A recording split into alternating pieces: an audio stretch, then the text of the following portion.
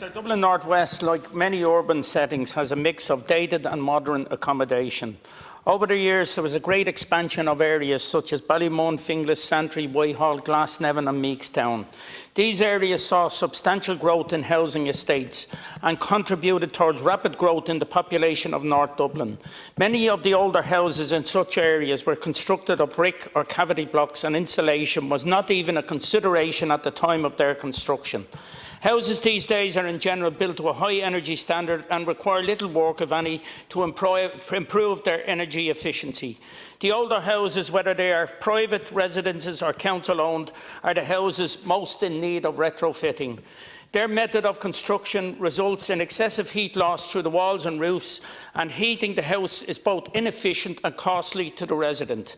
There is an urgent need for old housing stock to be brought up to a satisfactory building energy rating of at least B2. And these houses will require a deep retrofit to bring them up to an acceptable energy standard.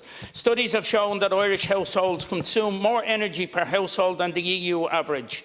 This is a direct result of poor standard of construction, leading to poor energy efficiency. Clearly, retrofitting will result in improved energy efficiency and lower energy bills, which is becoming an important consideration in the face of escalating domestic fuel, gas and electricity bills.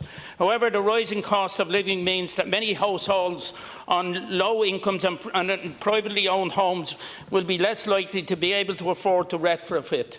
In particular, there is a cohort of homeowners stuck between not qualifying for free upgrades and who also can't make use of the 50% match grant support, as they just wouldn't be able to afford it. Renters too can also be adversely affected, as many facing high energy bills because some landlords do not upgrade their property and are unwilling to incur the costs associated with retrofitting their property. There are no protections in place for such circumstances.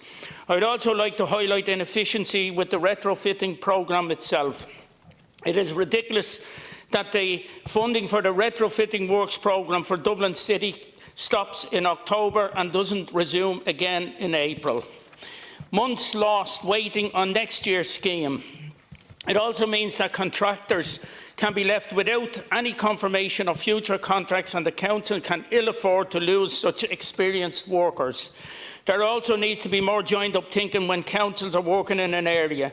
There are cases where a terraced row of houses gets the wraparounds, but a single house in the middle doesn't, because the residents in that house have bought the property from the council. This is inefficient, costly and displays a degree of inflexible thinking. Thank you.